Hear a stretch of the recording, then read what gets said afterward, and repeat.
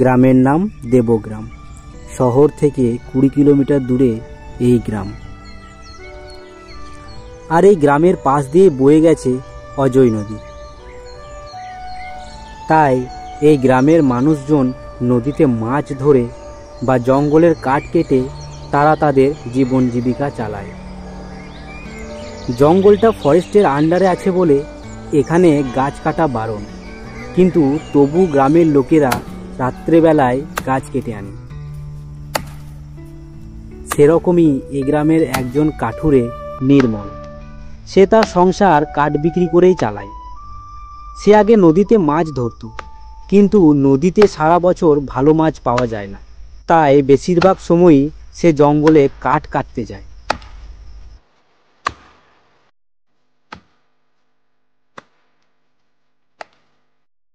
কই গো, আজ আমাকে রাত্রে ডেকে দিও তো, জঙ্গলে যাব। বাড়িতে তো কাঠ প্রায় শেষ হয়ে এলো, না গিয়েও উপায় নেই। ঠিক আছে, রেখে দেব।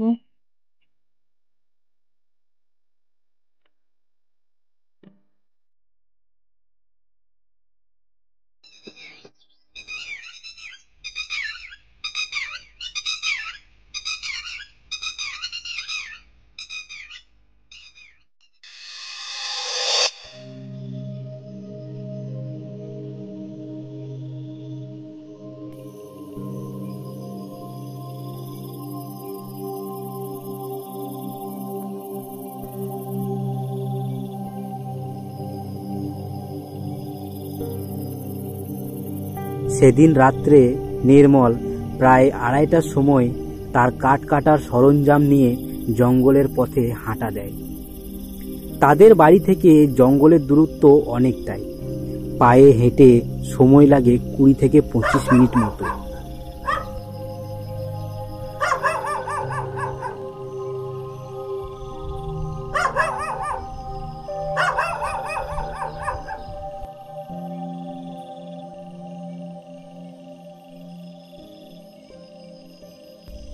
এই জঙ্গলে যাবার রাস্তাটা একদম নির্জন।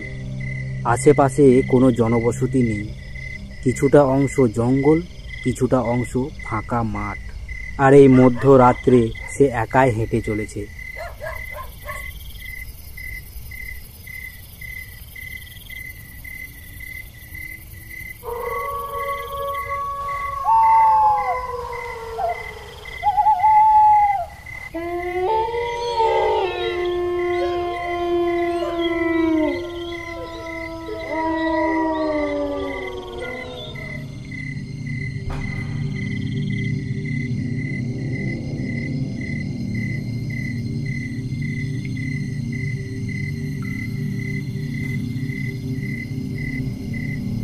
হাঁটতে হাঁটতে সে যখন জঙ্গলের কাছাকাছি পৌঁছালো, দেখতে পায় একটু দূরে দাঁড়িয়ে আছে এক মহিলা।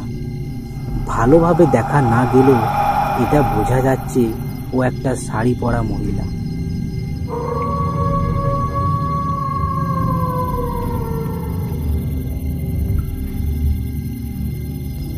নির্মল দাঁড়িয়ে পড়ল। এই মধ্যরাত্রে এখানে কোনো মানুষের দেখা পাওয়ার কথা নয়। আর এটা আবার একটা মহিলা। এটা যদি কোনো পুরুষ মানুষ হতো তাহলে হয়তো সে কাঠ কাটতে বা মাছ ধরতে এসেছে, কিন্তু এটা তো একটা মহিলা। এত রাতে এই মহিলা এখানে একা একা কি করছে?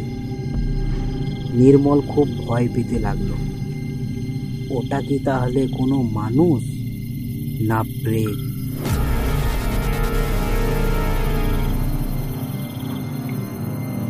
নির্মল তখন একটু সাহস নিয়ে তার দিকে এগোতে থাকলো।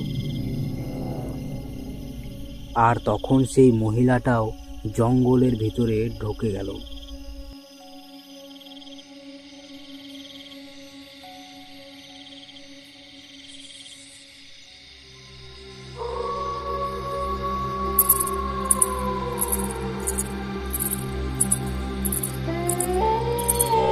একটু পর সে নুপুরের আওয়াজ শুনতে পায়।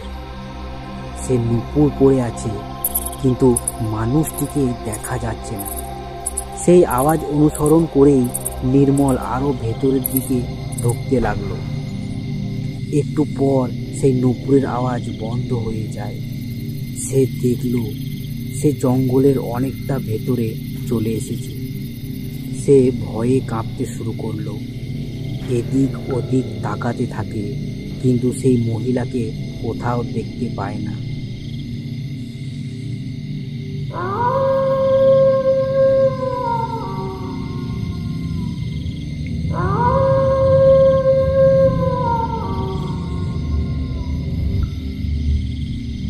কিছুক্ষণ দাঁড়িয়ে থাকার পর ভাবলো এখান থেকে চলে যাওয়াই ঠিক। বাঁচাও, বাঁচাও।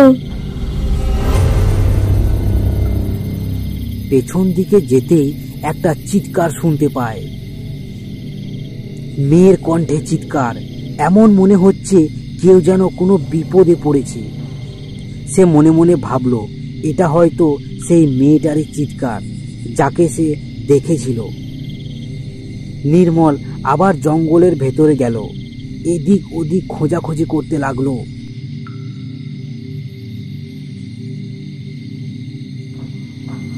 সে দেখতে পায় সেই মহিলাটা একটা গাছের নিচে দাঁড়িয়ে চিৎকার করছে।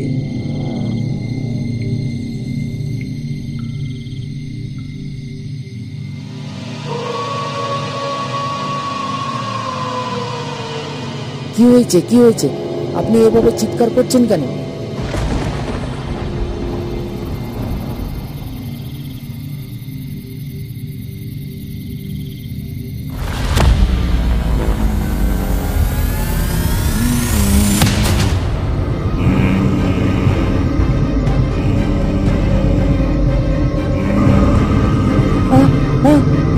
ছেড়ে দাও, ছেড়ে দাও আমাকে, ছেড়ে দাও, ছেড়ে দাও আমাকে। আমি তো তোমাদের কোনো ক্ষতি করিনি। ছাড়বো না, তোমাকে ছাড়বো না। সেদিন আমরা ওইভাবে প্রাণের ভিক্ষা চেয়েছিলাম, কিন্তু কেউ আমাদের কথা শোনেনি। এই জঙ্গলেই আমাদের পিটিয়ে মেরে ফেলেছে। সব মানুষই আমাদের শত্রু, কাউকে ছাড়বো না। বাঁচাও, বাঁচাও, বাঁচাও, বাঁচাও। ওই